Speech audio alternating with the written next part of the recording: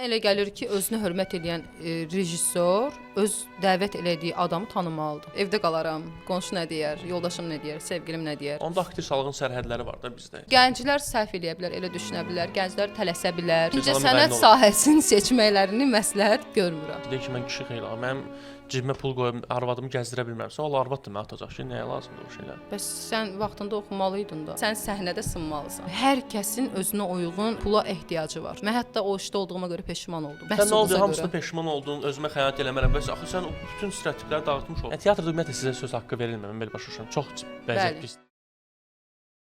Salam əzizə, xoş gəlmisən kinoruma. İstərdim ki, belə bir sualdan səndən başlayım. Doğrudanmı aktrisalıq kənardan göründüyü kimi paxlava şəkərburadır, yoxsa sənin də belə bir vəziyyətin olur ki, desən ki, ayda mən necə gəldim düşdüm bura, hardan gəldim düşdüm? Salam. Necəsən? Yaxşıyam, sən necəsən? Aktrisalıq heç də elə deyil, çox çətindir. Və o sualı tələbəlik vaxtından indiyə qədər deyirəm özümə, mən hara düşmüşəm. Misal üçün olur da artıq neçə illərdir ki, aktrisalıq fəaliyyətim var, peşəkar aktrisalıq fəaliyyətim var. Belə bir ssenari gəlir sənin, bunu yazan içkili olub, nə olub? Yəni belə bir hallar olur səndə və yaxud da götürürsən o ssenarini, gətirirsən göstər, qardaş, bu nədir? İçkili olmusan sən bunu yazanda? Ssenaristlə çox vaxt görüşmürük, təəssüf ki. Bu adətən seriallar vaxtında olur problemlər. Məsəl üçün obrazı bir yox, bir neçə nəfər yazır. Oynayırsan, görürsən növbəti səhnədə sənin xarakterinə uyğun olmayan bir cümlə var. Yəni onu özünküləşdirməlisən ya da olduğu kimi deməlisənsə bu da səhvdir. Bunu eləmirik təbii ki. Amma ssenarini bəyənmədiyim çox olub. Ümumiyyətlə mən fikirləşirəm ki, aktyor birinci ssenariyə baxmalıdır, obraza baxmalıdır, sonra razılaşmalıdır. Ən sonda artıq o maliyyə məsələləri gəlir. Yəni daha çox səndə seriallarda olur. Məsələn, kinoda elə bir şey olmur. Çünki bildiyimiz qədərlə, yəni çıtqa deyirlər də ona. Məşqlər olur, görüşlər olur, ssenarilər hamı təqdim olunur, obrazlar müzakirə olunur. Orada necə olur proseslər? Orada proses çox yaxşı olur. Bir problem də görməmişəm. Yenə deyirəm, əgər orada cümlə obrazıma yaxın deyilsə, artıq onu özümkiləşdirirəm, dəyişdirirəm. Hətta kinoda da. Yəni buna icazə verirlər. Təxminə və Zaur serialında Firəngiz obrazını oynayırdım. Orada var idi mən bir çox ciddi problem idi mənə görə. Cümləmi unuda bilərəm. Artıq 8 il keçib də, amma biz rejissora yaxınlaşdım ki, bu cümləni bəs bu Firəngiz deyə bilməz. Onda elə oldu ki, öyrəndik ki, başqa ssenarist yazıb. Mənlə razılaşdı, dedim bu formada deyəcəm, dedi problem yoxdur. Ümumi sənin karyerava baxanda görürəm ki, daha çox serialdır. Filmlərin azdır. Elə istərdim ki, bu bir növ anşlaq yaradan bu filmindən danışır. Sonuncu Pərvə filmində sənin bu obrazın var, hansı ki, orada qonşu nə deyər falan. Bu kimi şeylər sənə mane oldu və yaxud da misal üçün kənardan kimsə abala, qohum əqrabamız var, məhəlləyə gələcəksən və s. Bu kimi şeylər sənin nə qədər karyerava belə deyim mane olur aktrisal fəaliyyətvə? Mənə çox mane olub əvvəldən. Təbii ki, qonşu nə deyər, qohum nə deyər, amma mən bunu elə incəsənətə gəlməklə kəsdim bu söhbətlərin qarşısını. Düzdür, çətin oldu. Gizlin sənəd verdim, amma mən bunu bacardım və sübut elədim ki, mənim istədiyim çox normal bir şeydir və yaxşı, belə deyək, Lori dilindən yaxşı yoldur. Sənətdir, oxumaqdır və mən bunu özüm öz ayaqlarım üstündə gizlin sənəd verməklə sübut elədim ki, və mən bunu bacardım. Bu etapı keçdim. Ondan sonra gəldi çəkilişlər, 2-ci kursu bitirdim. İlk serialım oldu Ata Ocağı. Mən deyərdim ki, mənim üçün çox əzizdir o serial, çünki ilk təcrübəm idi ekran qarşısında. Obrazım sevildi. Hələ indiyə qədər, yəni bir üstündən nə qədər gedib? 2017-ci ildən bəri. Orada artıq efirdə məni görəndə təəccüblənirdilər. Var idi, müəyyən qədər hədə qorxular da var idi, müəyyən qədər sıxışdırmalar da var idi. Mən heç nəyə qulaq asmırdım. Bilirdim ki, bu yol düzgündür, mən burada davam eləməliyəm və əgər mən buradayamsa, mən bunun ən yaxşısına çalışmalıyam. Mən artıq serialın bir sezon oldum orada. Orada da müəyyən şeylər baş verdi. Mən oradan öz xoşumla belə deyək çıxmalı oldum. Təəssüflər olsun ki. Amma mənim üçün böyük təcrübə idi, çox doğma idi. Rejissoru çox sevirəm, çox bəyənirəm. Belə. Əzizə, bax, indi sevdiyin rejissorlardan danışırsan və s. rejissor məsələsinə gələcəyik. Mən istərdim ki, sonuncu pərdədəki həmən bu obrazından danışasan. Yəni necə oldu? Proses necə baş verdi? Necə rollara razılaşdın? Yəni Emil Quliyev bildiyim qədər filmin rejissorudur. Bəli. Necə oldu ki, sənə təklif edir? Yoxsa misal üçün müəyyən aktrisalardan keçsələr razılaşmada da sən siması yaxşıdır və s. Yox, onun yox, üçün elə yox. bir şey. Bu rol üçün aktrisa razı sala bilmirdilər. Yəni artıq elə vəziyyət yaranmışdı ki, elan verilmişdi ki, falan obraz olacaq və aktrisa və mən dedim ki, mən bunu bacararam. Belə oldu. Və sonra dəvət oldum, oxuma mərhələsi gəldi, oxuduq, məşqlər başladı, Əli bəy partnyorum idi. Orada mən heç bir, yəni əslində heç bir açıq-saçıq səhnə mən orada görmürəm. Bu biz pərdə arxasını biz daha yaxşı bilirik də, bu necə olur, necə. Biz sadəcə onu imitasiya edib, yəni göstərdik ki, yəni bu baş verdi. Və təbii ki, ondan sonra da elə şərhlər, elə kommentlər, yəni YouTube-a veriləndən sonra yazıldı ki, mən belə baxıram, sadəcə gülürəm ki, bilməyən insanlardır. Yəni Mənim üçün isə o elə bir səhnədə sınmaq lazımdır. Mənim üçün o öz karyeramda elə bilirəm ki, o pik deməyim, ən azından o çətini elədim. O mənadadır ki, sən səhnədə sınmalısan. Yəni mətbəx filmləri, serialları çoxdur. Danışmaq indi yolun qırağından da kimsə götürüb gəlsən, ssenari versən, o danışacaq. Hansısa bir formada özünü göstərəcək. Bax Əzizə, mən sənə podkastdan da öncə dedim ki, mən həm də burada tamaşaçı mövqeyindən çıxış edirəm. Deyək ki, Əli bəy olmasaydı, başqası olsaydı, hansı ki sən aktyoru sevmirsən, nə bilim sənə çəkici gəlmir, oynayardın yenə o obrazı yoxsa? Oynayardım. Mən elə gəlir. Yox. O aktyorla hətta düşmən də ola bilərsən, amma o obrazını oynamalısan, çatdırmalısan. Çünki mən orada özümü oynamırdım. Mən orada obrazımı oynayırdım. Başqa qız idim, başqa insan idim. Yəni bunun fərqi yoxdur şəxsi münasibətlərə. Bəs qorxmadın ki, sənin misal üçün elə bir rola çəkiləndən sonra sənə daha açıq-saçıq səhnələrdə rollar təklif olunsun ki, belə bir şeylə oynasan? Klassikadır, o bilirsiniz də. Yəni ondan sonra ona bənzər bir fahişə obrazı təklifi gəldi. Mən razı olmadım. Niyə görə? Çünki o obraza görə yox. Mən çox sevirəm elə obrazlar oynamaq çətindir. Yəni oynaya bilənlərə də eşq olsun, nə deyə bilərəm. Amma müddət az idi, məsafə az idi rollar arasında. İstəmədim ki, o ştamp yaransın. Artıq ancaq o profildən məni dəvət eləsinlər. Əzizə, həqiqətən özündə çox gözəl bir xanımsan. Sən karyeranda elə bir şey olubmu ki, sənə desin ki, misal üçün də qəşəng qızdır, gəl onu çəkək və yaxud da əksinə. O rola girmir, amma çəkək də o razılaşacaq bu rola. Bu kimi hallar olub səndə? İnanırsınız, yəqin ki, bu olub deyəndə bunu hiss edir də, hər kəs hiss edir ki, onu nə üçün çağırırlar. Çox xoşbəxt hiss edirəm özümü ki, dəvət olduğum bütün işlərdə məhz obraza görə, işə görə dəvət almışam bu günə qədər. Ya casting üçün çağırılmışam, uyğun görülmüşəm və ya görülməmişəm, ya da elə birbaşa bu obrazda səni görmək istəyirik. Bu olub. Yəni kastlara gedib seçilməmək falan bu kimi şeylər səni narahat eləmir də? Heç narahat eləmir. Hətta mən həmişə rejissorlara da, ümumiyyətlə bu cəmiyyət insanlarının arasında da demişəm dəfələrlə, əgər o obraz baş roldur, belə deyək, daha belə bir çox aktrisaların oynamaq istədiyi roldur, mənə təklif olunur, amma mənə uyğun deyil. Mən çox sevinərəm ki, ona görə məni dəvət eləməsinlər. Görsünlər, birinci görsünlər ki, mən ora yarıyıram, ora uyğunam yoxsa yox. Bax, yaxşı, təsəvvür elə ki, bir gün oturmusan divanda, sənə belə bir zəng gəlir ki, bir dənə sənədli film var, yəni Oskarlıqda, yəni zəmanəti var ki, bu Oskara gedəcək, amma pul ya yoxdur, ya çox azdır, hansı ki, sən heç əziyyət və zəhmət deyməz. Paraleldə də bir dənə aylıq çəkildiyin serial var ki, stabil maaş alırsan və o seriala çəkirsən. Hətta bu sənədli filmə çəkildiyin vaxtı düşür, toqquşur və aralaşmalısan da o serialdan. Sən olsaydın hansını seçərdin? Yəni stabil qazancı yoxsa sənəti? Birinci oradan başlayaq ki, Oskarlıq obraz yox, Oskarlıq oyun olur. Yəni filmin özü Oskara gedəcək. Deyirlər ki, yəni bu film Oskarlıqdır, sən də baş roldasan, amma büdcə yoxdur da. Çəkil buna, karyeranın pikini yaşayacaqsan sən demir. Mənim ümumiyyətlə seriallara qarşı münasibətim son illərdə az çəkilməməyimdən yəqin ki bilirsiniz. Çox seriallarda yoxam, dəvət alsam da belə. Çox necə deyim? Səbəblər çoxdur əslində.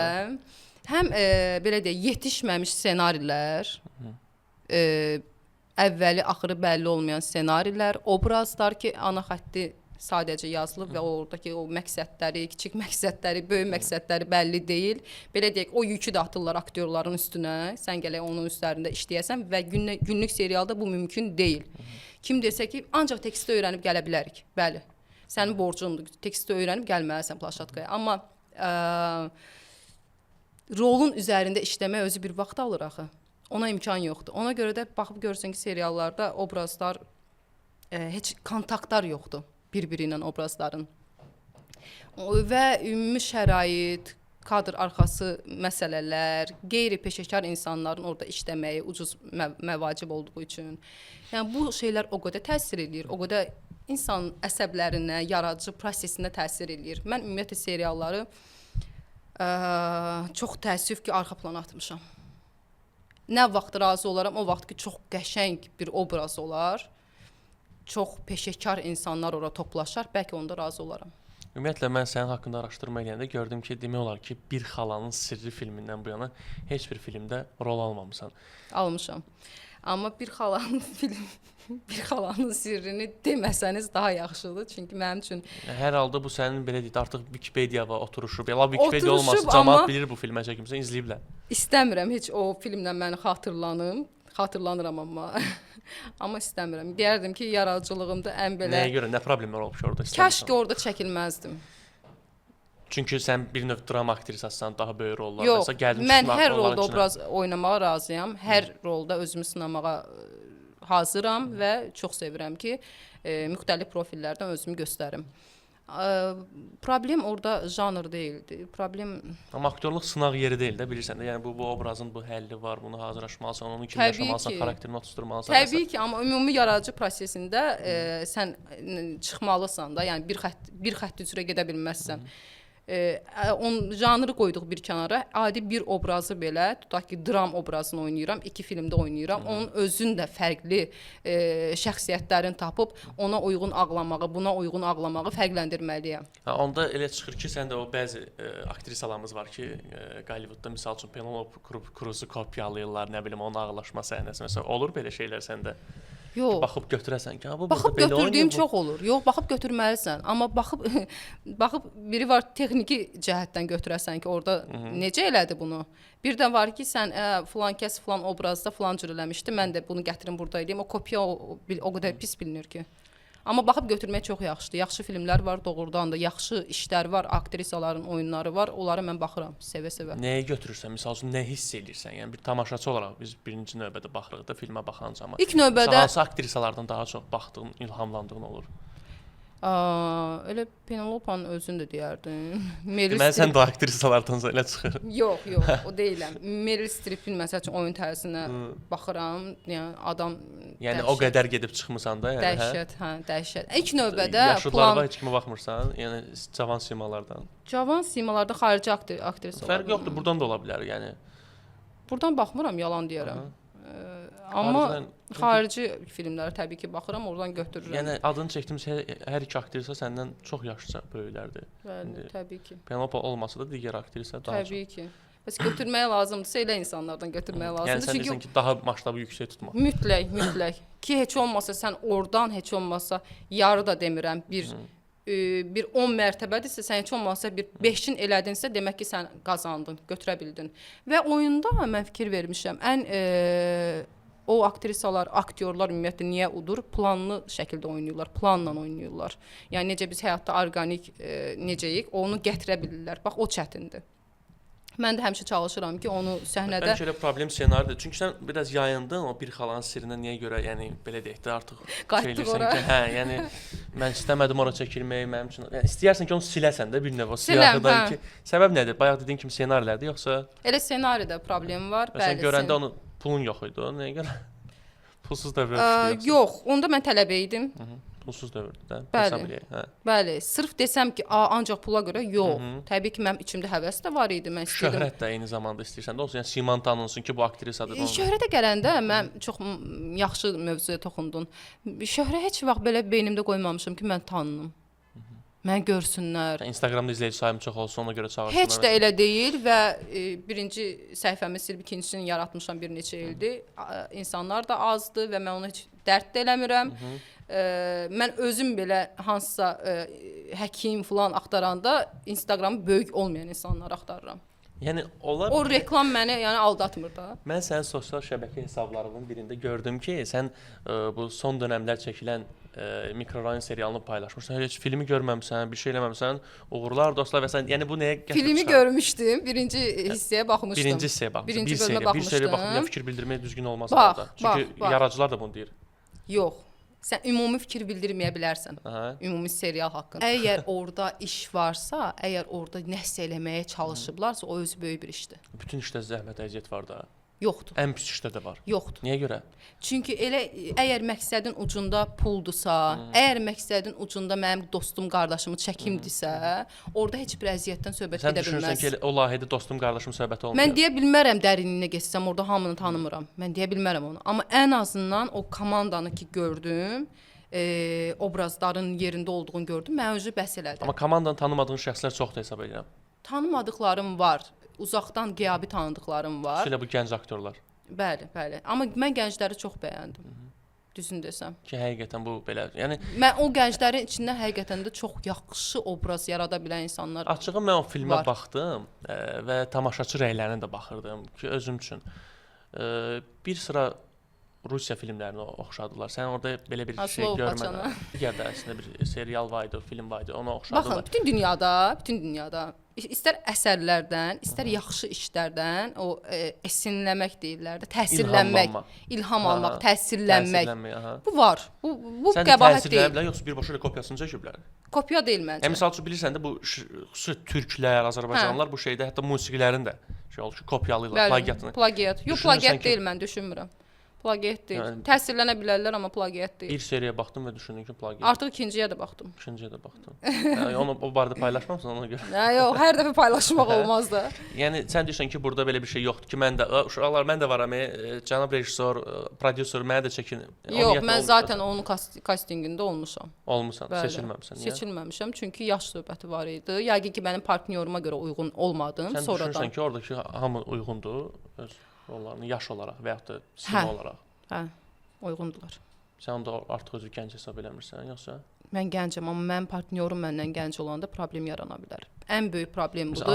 Bu dəqiqə teatrlarda da var bu problem, teatrlarda da var, nəinki kinolarda. Baxmırlar, partnyoru seçmək lazımdır, yaraşmalıdır, yaş fərqi bilinməlidir. Buna heç kim baxmır. Yəni teatrda ümumiyyətlə sizə söz haqqı verilmir, mən belə başa düşürəm. Çox vəziyyət pisdir. Mən konkret demirəm ki, hansısa bir teatrda, bildiyim qədər Bakı Bələdiyyə Teatrının aktrisasan, çoxdur məlumatım olmadığı üçün bir şey deyə bilmərəm, amma eşitdiklərimə görə müəyyən belə deyək də teatrda çalışan aktrisalar deyir ki, bizə problem yaradırlar. Biz belə deyək də gözləyirik ki, bir dənə də rol bizə verərlər, susub oturmuşuq. Sizdə də belədir vəziyyət ümumi teatr olaraq. Ümumi bəşəri teatr problemləridir. Deyə bilmərəm ki, konkret bizdədir bu belə, amma məni ümumiyyətlə narahat eləyən, mən özüm olmasam da belə məni narahat eləyən ən böyük problem odur ki, yaş fərqləri. Biz sevirik ki, məsəl üçün qəhrəmanlar necə olsun? Gənc qız, gənc oğlan. Mən onu hələ də hiss eləmirəm, hələ də görməmişəm. Yəni sən düşünürsən ki, bu seksual atmosferi yaratmaq üçün yoxsa? Yox, seksual yox, mütləq uyğunluq lazımdır real həyata yaxın olmaq üçün. Misal üçün sizin teatrda demək olar ki, gənc bir dənə sənsən. Qalan bildiyim artistlər hamısı 40 üstü. Var. İki nəfər var, gəncdir. Gözləyirsən ki, haçan ona uyğun rol olacaq, sən orada gəlib oynayacaqsan. Yəqin ki. Çünki mən açığı baxmışam onların tamaşalarına. Demək olar ki, səni görməmişəm. Bəlkə də oynamısan, həmin vaxt mən təsadüf edirəm. Yox, oynamışam. Bir çox tamaşalarda oynamışam.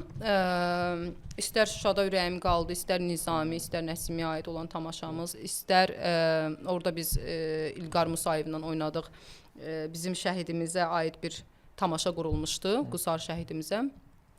Və orada qəhrəmanları canlandırırdıq. Mən deməzdim də ki, fərq pis idi, çox qəşəng görünürdü. Sonra Vəfa tamaşasında oynadım. Baxmayaraq ki, orada qadınlar obrazı idi. Mən ən gənc idim qadınlar arasında. Mən artıq beynimə belə yerləşdirmişdim ki, müharibəyə gedən sevgilisinin və ya nişanlısının yolunu gözləyən qız və çox da uğurlu alındı. Orada partnyor yox idi məndə, sadəcə şeirlərlə fikirləri ifadə etmək idi. Yəni belə, amma yenə də desəm ki, bir neçə teatrlarda şahid oluram, mən çox sevinirəm. Yaşıd olan qəhrəmanların oynamağı çox uğurlu alınır bu. Çox rəsmi gedirsən, mən istəyirəm ki, biraz daha səmimi olasan. Bax, mən bəlkə də bir 8-9 il bilmirəm. Uzun müddət ki, Facebookda dostluğumda varsan, izləyirəm. Nəyə görə? Həm də özümdə rejissor fəaliyyətim olduğu üçün aktrisalarımızı izləyirəm. Sevdiklərim də var, sevmədiklərim də var. Amma bu gün burada tamaşaçı yenə deyirəm qismindəyəm. Sən uzun müddət ki, ümumiyyətlə görmürük. Bir ara hətta profili bağladın. Yəni səbəb nə idi burada? Şəxsi məsələlərdir yoxsa? Profili sildim. Yəni yoxa çıxdın, getdin, hətta arıqladın, kökəldin, nə bilim müəyyən vəziyyətlərə düşdün, çıxdın. Nə idi bu? Teatrda var idim, amma bütün çəkilişlərə yox deyirdim. Yəni şahid də həmin ora dəvət eləyən insanlardır təbii ki. Niyə yox deyirsən? Qazanmaq istəmirsən, teatr maaşını qane eləyər. Yox, söhbət ümumiyyətlə pul deyil. Birinci ümumiyyətlə mən bu işə gələndə pul üçün gəlməmişəm. Mən sənət deyib gəlmişəmsə, özümə xəyanət edə bilmərəm, elə düşünürəm ki. Və mən baxıram, pandemiya dövrü idi. Düzdür, məndə pandemiyada mən çox pis keçirdim pandemiya dövrünü, depressiv, yəni izolyasiya olunmuşdum cəmiyyətdən. Amma o dövrdə olan təkliflərə yox dedim. Həm pandemiya təsir elədi, həm də küsmüşəm demək istəmirəm. Yəni kimdən küsəcəm? Sadəcə ümidim olmadı. O real vəziyyəti görüb sadəcə qırağa çəkildim. İndi ümidlərim qayıtmısan yoxsa necə? Sən qayıtmış hesab bilərik. Qayıtmış hesab edin. İnşallah ki ümidlənmişəm. İnşallah ki yaxşı işlər olar və özüm istədiyim kimi göstərərəm. Amma seçiciliyi qoruyub saxlayacaqsan. Mütləq seçiciliyim həmişə olacaq. Mənim üçün önəmlidir ssenari, mənim üçün önəmlidir rejissor. Təsəvvür elə ki, bir dənə film oldu, sənə bir məbləğ təklif elədilər, sevmədiyin də obrazdır. Yox, oynamayacağam. Adətən mənə deyirlər ki, sən təksən, biz ailəli, uşaqlıyıq, bəs razı oluruq. Mənə ümumiyyətlə bu söz çatmır, inciməsinlər mənim həmkarlarım. Hər kəsin özünə uyğun pula ehtiyacı var. Hər kəsin öz problemi var. Birində bu var, o birində o yoxdur. Yəni heç nə mükəmməl deyil. Özdə aktyorlar arasında.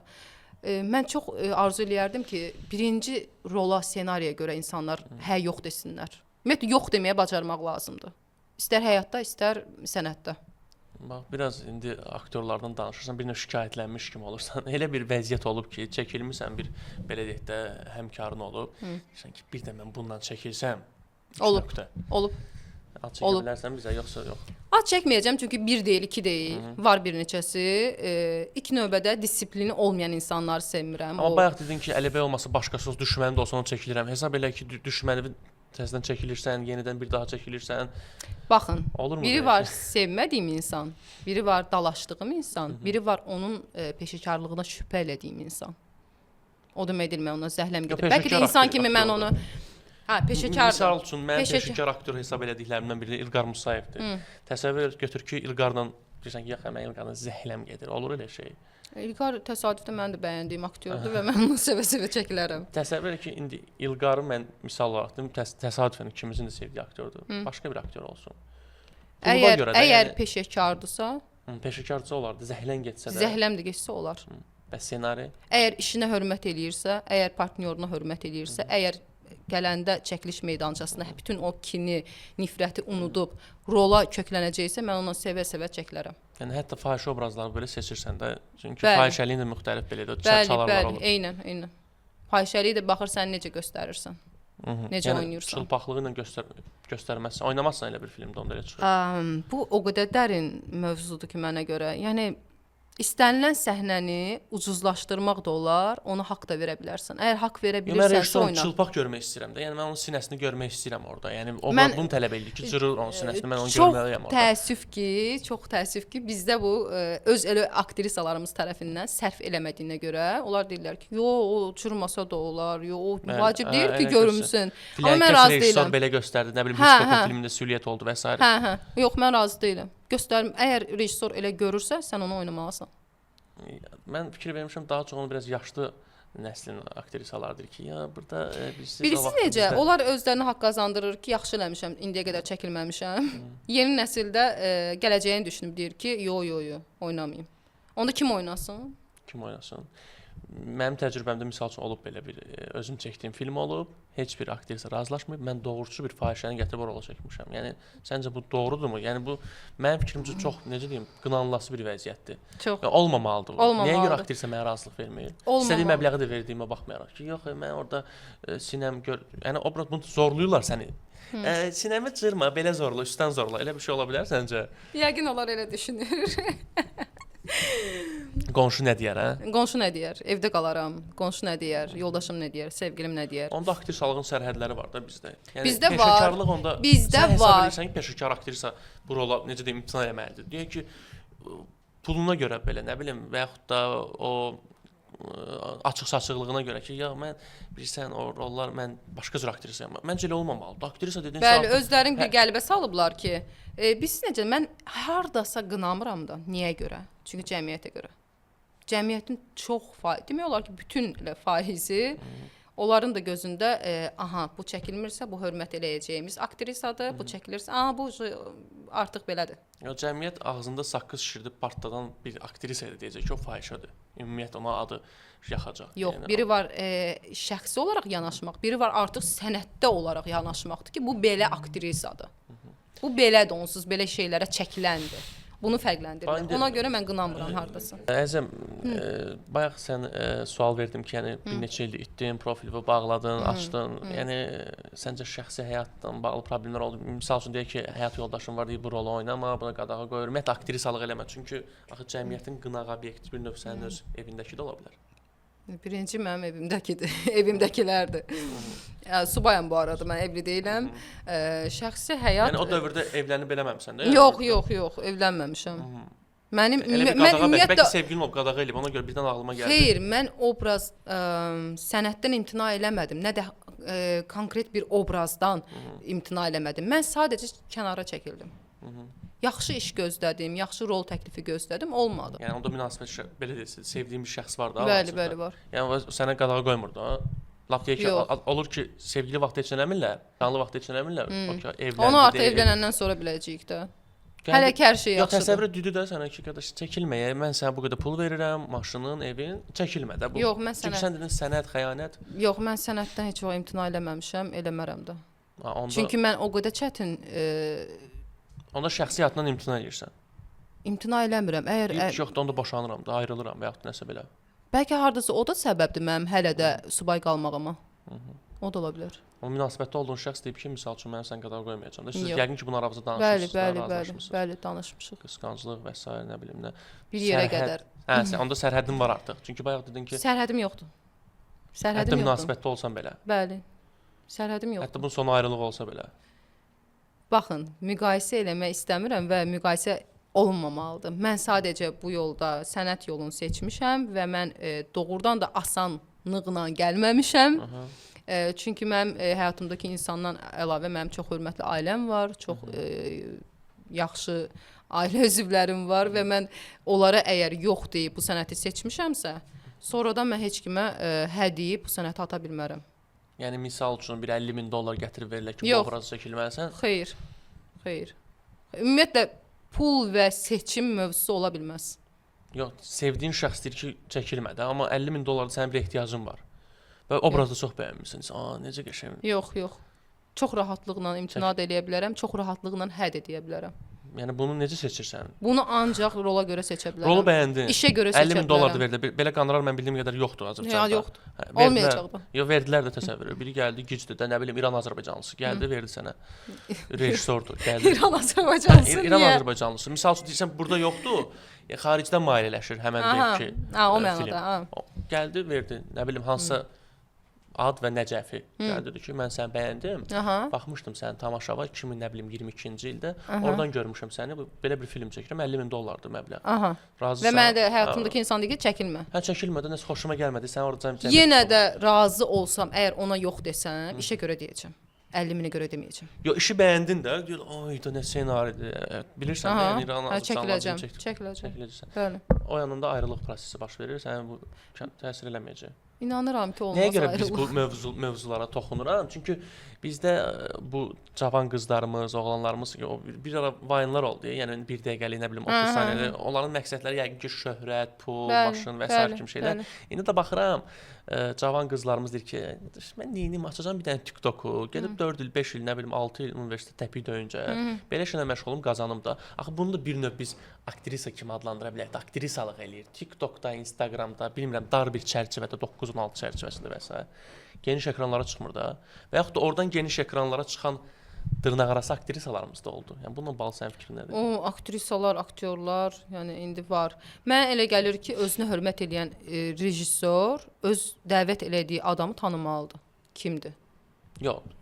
Aktiv izləyicisi var onun təsəvvürü. Hə, izləyiciyə görə əgər obrazı dəvət alıramsa, kimsə alırsa, o artıq o işdə mən imtina eləyərəm. Mənim başıma gəlib serial vaxtı olub ki, mənim dialoq qurduğum bir xanım var idi Vaynerdə. Mən çox əziyyət çəkirdim. Mən hətta o işdə olduğuma görə peşman oldum. Sən nə oldu? Hamısına peşman oldun, özümə xəyanət eləmərəm. Bəs axı sən bütün stereotipləri dağıtmış olursun. Belə olmaz axı. Əgər peşmançılıq varsa, demək ki, orada nəsə düz getməyib də, düzdür? Yəni öz-özündən peşman ola bilməzsən, sənin yanıldıblar ki, sən peşman olursan. Onda qərar vermə qabiliyyətində çətinlik var sənin. Yox, qərarın onun nə aidiyyəti var? Sən qərar verirsən, çəkilirsən, sonra peşman olursan. Xeyr, sən qərar verirsən, razılaşırsan, sənin gözləntilərin peşəkarcasınadır, sən yaxşı iş gözləyirsən, sənin obrazın yaxşıdır, tamam, bura qədər hər şey yaxşıdır. Amma bu da subyektivdir də. Gəlirsən, çəkilirsən, görürsən ki, biri gəlir səndən 3 saat sonra, biri gəlir artıq söhbətlər eləyir. Biri 11 deyir, motoru vermək 3-də başlayır. Biri gəlir tekstinə əzbər deyil. Bunlar peşmançılıq verir yoxsa yox? Əlbəttə verir. Subyektivdir də, indi təbii. Sənə görə bəlkə biri həzz alır oradan. Deyir ki, mənim nəyimə lazımdır, pulumu verirlər də. Yox, bu heç bir peşəkar işdə belə bir şey olamaz ki, yəni mən belə eləyirəm, yaxşı eləyirəm. Yox, subyektiv onun rəyidir də, deyir ki, mənim nəyimə lazımdır ki, mənim pulumu verirlər də. O düşünə bilər. Bəs rejissor, bəs layihənin rəhbəri? Yox, layihə rəhbəri hamıya uyğundur. Saat 3 saat gecikməyə. Axı bilirsən də, saatlar böyüdükcə, saatlar artdıqca növbəti günə qalır və hər gündə əlavə pul deməkdir. Bunun texniki heyəti var, bunun artistləri var. Baxır hansı şərtlərlə var ki, aylıq sənə məvacib verirlər, var ki, filmdən danışaq da. Mən serialdan danışıram. Serialda daha çox olduğuna görə serialdan danışıram ki, serialdan da başına gəlir belə bir şey. Bəli, seriallar. Bəli. Günün gedir və sən peşman olsan ki, dəyməzdi də, yəni. Bəli. Məbləğ çox olsa bəs heç fərq etmir. Bəli, zaman elə puldan da qiymətlidir. Ən əziz şey zamandır, vaxtımızdır. Əgər vaxtımı mən gəlirəm, mən özümü kökləmişəm, oxumuşam tekstimi, vəziyyətdəyəm və mən gözləyirəm ki, biri gəlir səndən 3 saat sonra gliserini vurur, ağlayır və sən vəziyyətdəsən, özünü ağlayırsan, yenə çəkmirlər səni və yaxud da sənin partnyorun sözünü deyə bilmir, roldan çıxır, sən əziyyət çəkirsən də, düzdür? Amma bunu heç kim bilmir. Ekranda bəlkə o məndən də yaxşı görünür, amma heç kim bilmir ki, arxada nələr baş verir. Ağzı, sən artıq cavanlıqdan yetkinliyə gedən bir dövrdəsən də. İndi o cavanlar bəs neynəsin? Deyirsən zaman dəyərlidir. Bəlkə onlar da elə zamana görə universitet atır kənara, mama, papa Gədəbəy də deyir, yox, bir dənə TikToka çəkiləyim, xəbəri olmasın. Sonra da başqa ümumiyyətlə, mən bütün gəncləri arzu eləyirəm ki, oxumaq yolunu seçsinlər. Bu İncəsənət Universiteti olmasa da belə, olsa da belə, ümumiyyətlə oxumaq lazımdır. Bu bir mənalı şəkildə. Əgər özünü şəxsiyyət kimi cəmiyyətdə xeyirli bir insan görmək istəyirsənsə, oxumalısan. Cəmiyyətdə xeyir artıqla maraqlı deyil, amma pul lazım. Nə cəmiyyət xeyirlisi? Yəni mən bu gün qazanmıramsa, deyək ki, mən kişi xeyir alıram. Mənim cibimə pul qoyub arvadımı gəzdirə bilmirəmsə, o arvad da mənə atacaq ki, nəyə lazımdır o şeylər? Bəs sən vaxtında oxumalıydın da. Yox, mənim təhsilim bu gün mənə qazandırmır da. İşləməlisən deməli. Nəyim gedim obada işləyim? Marketdə işləyim. Lazım gəlsə hər yerdə işlə. Əgər orada özünə xəyanət, mən öyrənmişəm bu sənəti, bu sahəni, bu sahə də mən bu gün qazandırmır, deyir pis yola düş. Yox. Get filan kəslərlə əməkdaşlıq. Yox, bu sahə qazandırmır deyə bir söhbət yoxdur. Mən gənclərin dilindən danışıram, özümü misal olaraq. Gənclər səhv eləyə bilər, elə düşünə bilər. Gənclər tələsə bilər, gəncləri şöhrət belə deyək, boğa bilər, ancaq tanınmaq istəyər. Heç kim, yəni sıfırdan başlayıb böyük məbləğlər qazana bilməz və gözləməməlidir də. Yəni asan yolu seçməsinlər. Asan yolu seçmək olmaz. Asan yol həmişə var. O B variantı həmişə var. Amma çalışmalısan ki, sən özün birinci dərk etməlisən ki, mən hansı yoldayam. Bəli, mən oxuyuram. Mən tələbəyəm. Tələbəyə uyğun məbləğ deməliyəm. Yeri gələndə məndə olub. İndi təbii ki, deyə bilmərəm. Mən artıq 2017-ci ildən peşəkar fəaliyyətdəyəm. Mənim də tələbə olmuşam ki, çox ancaq işə fikir vermişəm. Pula fikir verməmişəm. Məqsədin olmalıdır, bir məqsədin olmalıdır. O məqsədin ucunda da pul, şöhrət falan olmamalıdır. Mən belə düşünürəm. Yəni sən bu sözləri bir 15 yaşlı qızcığaza ötürə bilirsən yoxsa yox? Yəni... Bilirəm. Hətta olur ki, valideynlər maraqlanır ki, bəs bu sənətdəsən də, qızım istəyir belə. Birinci növbədə məsləhət görürəm ki, bu ölkədə olmasın aktrisa. Niyə görə? Verilən dəyərə görə. Verilən dəyərə görə. Bu dəyərsizliyin axırı nə olacaq? Yaxı deyirlər o əsl sənətkarlar, artistlər axırda ac ölürlər. Bu dəyərsizliyin axırı vaxt etkisi. vaxt itkisi, artıq söz söhbətlər, Sən artıq onu bir sənətdə böhtanlar. olduğuna görə peşmansan. Əslində peşman Biraz deyiləm, paradoks çünki təşkil edir. Sən bayaq dediklərindən. bəli, çox çətindir. Bax, danışıram, yəqin ki, başa düşürsüz ki, mənim üçün çox çətindir. Elə bayaq da dedik də, bu asan yolla getmək olmaz. Çox çətindir. Amma nə etməlisən? Bu həyat mübarizədir. Mübarizə aparmalısan. Ən birinci xarakterini qorumalısan. Hər bir işdə xarakter olmalıdır. Sən düşünmürsən ki, misal üçün də o qız 15 yaşlı qız oxudu da, deyək ki, tibb universitetində oxuyur. Getdi bir stomatoloq müəllim oldu. Ona səncə qara yaxmayacaqlar aktrisalıq kimi? Yox, Ya bu aktrisalıq gecə kimi çıxırsa- yox. Yox. Yox. Onda aktrisalıqdan başqa digər peşələri seçə bilərlər və ya Bəli, da bəli. Aktrisa, müğənnilik də hətta. xeyr. Çünki bəzi İncə aktrisalar sənət müğənni olur. sahəsini seçməklərini məsləhət görmürəm. Görmürəm. Yox, əgər böyük iradə, güc sahibidirlərsə və istedad varsa seçə bilərlər. Yox, əgər mən həvəsim var, istəyirəm məni tanısınlar, alqışlasınlar, yox, məsləhət Yəni pul görmürəm. üçün və s. Pul üçün, şöhrət üçün. şöhrət üçün məsləhət görmürəm. Onu TikToklarını bağlasına dərslərinə fikrin yəni. Məncə də. TikTok, ümumiyyətlə gənclər TikTokda olmamalıdır. Niyə Mən görə? özüm 11-ci Platformada sinif- orada məsəl rəssam da var, rəsmlərini çəkir, paylaşır. Nə bilim, xüsusi bir istedadını nümayiş Əgər etdirən şəxslər məqsədi var. istedadını nümayiş Hə, etdirməkdirsə problem yoxdur. Elə olar da, yəni. Hə, amma istedadını Düzgün istifadə etməlidirlər. düzgün istifadə eləməlidirlər, bəli. Valla əziz açığı mən bu qədər gözləmirdim. Səni çox sıxdım, maşallah tab gətirdin. İstəyərdim ki, son olaraq sən də bir öz fikirlərini bildirəsən. Və belə səmimi çıxışlarına görə həqiqətən mən sənə minnətdarlığımı bildirirəm. Mən də təşəkkür edirəm dəvətə görə. Düşünürəm ki, elə səmimiyyətdən başlayır hər bir şey. Bizim işimizin qayəsi səmimiyyətdir. Həyatda necə varıqsa, verilişdə, efirdə də belə olmaq lazımdır və çalışmaq lazımdır ki, hər kəs sözün düz desin və üzə desin. Olanları deməyə lazımdır, danmaq olmaz. Bəlkə ondan sonra hansısa inkişafdan danışa bilərik. Bəli dostlar, bugünkü qonağımız gənc aktrisa Əzizə Həşimova idi. Yaxşı filmlər izləyin.